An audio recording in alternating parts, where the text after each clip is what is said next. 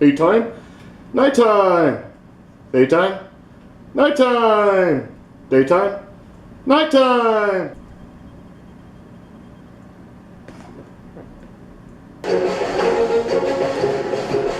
Sal! Sal!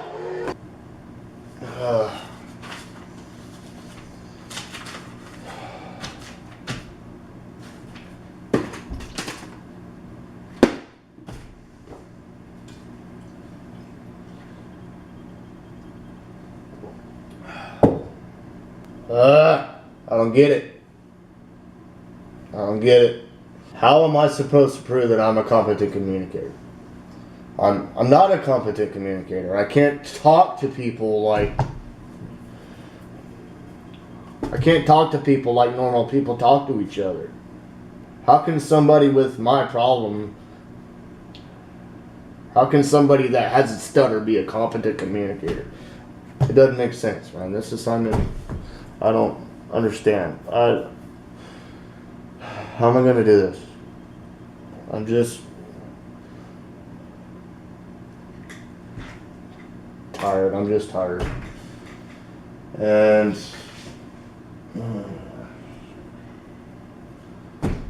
holy crap, I should be tired. I've been here 16 hours.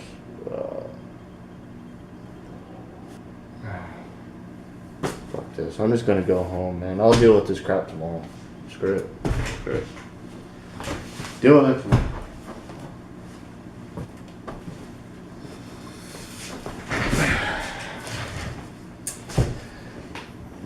That has been my train of thought almost every night for the past 3 weeks, because I just could not think of a way to prove that I can be an effective and competent communicator with the speech problem that I have, the stuttering. How exactly, that is the question. How can somebody like me actually be a competent communicator if I can't talk to people the way that normal people talk to each other?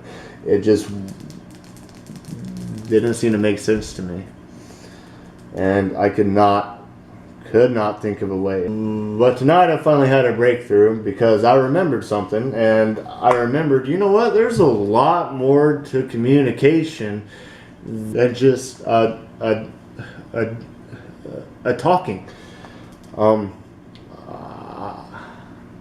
Well, here, let me show you. What is a competent communicator?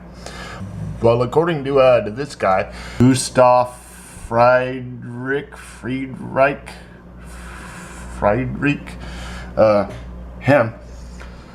he suggests that communication competence is best understood as a situational ability to set realistic and appropriate goals and maximize their achievement by using knowledge of self, others, context, and communication theory to generate adaptive communication performances.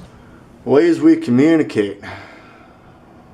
Number one, we communicate verbally. That's obviously the one that I'm not very good at. We also communicate through body language and through haptics and touch. Distance, you know, like personal space, and we also communicate through phones, texting, and email, etc. And I also like to think that we communicate through our emotions as well, but I guess some people may consider that to be body language.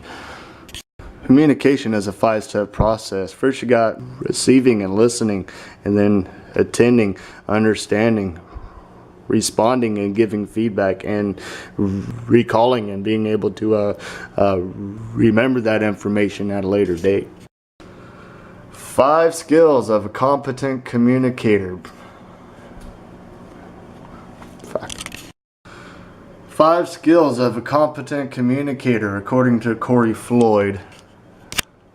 Self-awareness, adaptability, empathy, cognitive complexity, and ethics.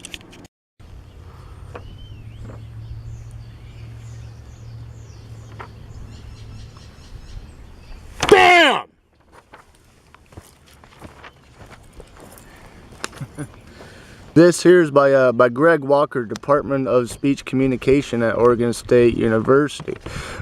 7 collaborative communication skills. Number 1, listening skills. Active, open-minded listening is essential. Questioning skills. Questioning is both a way to learn and to empower others. Feedback skills. Parties need to provide regular constructive feedback to one another. Modeling skills. Modeling skills is my favorite one. Listen, are you listening? Listen. Modeling skills. We serve as models for others, spouses and partners, children, friends, coworkers, fellow community members, clients, etc. If we expect competent and collaborative communication behavior from others, we need to model that behavior ourselves. I love that. Self-monitoring skills. Communicating well includes heightened awareness of our own behavior. Dialogue skills. Competent communication, interaction, and collaborative. Let me start over. Dialogue skills. Competent communication, interaction, and collaboration often occurs as dialogue. And then number 7 is collaborative argument. I just thought that was really cool. I just wanted to share it with you guys. Let me give you just a real quick example of exactly what it is I do at work. My boss will come to me with a napkin sketch of something that he's designed, or sometimes I'll design it. I will then turn this napkin sketch into a 3D model. Okay? And then I'll take this 3D model and I will put it into a paper sketch like this, with this dimension, that dimension, and so forth. And then I will print it out on paper. What happens next is I take this drawing out to the guys in the shop, and I give them step-by-step instructions of exactly how to build this tool, how I want it built. I want this part turned out first, and then I want the blades welded on and that part turned down, and yada yada yada, so on and so forth. So it's really important that they understand exactly what it is that they're supposed to be doing step by step by step, and it's my job to make sure that they understand that. I'm not the kind of person to brag about myself, but due to my obviously superior communication techniques, I am proud to say that we don't get very many mistakes in the shop. And we don't want mistakes in the shop. Mistakes cost a lot of money to fix, a lot of time, material wasted, So, I'm a big deal around here.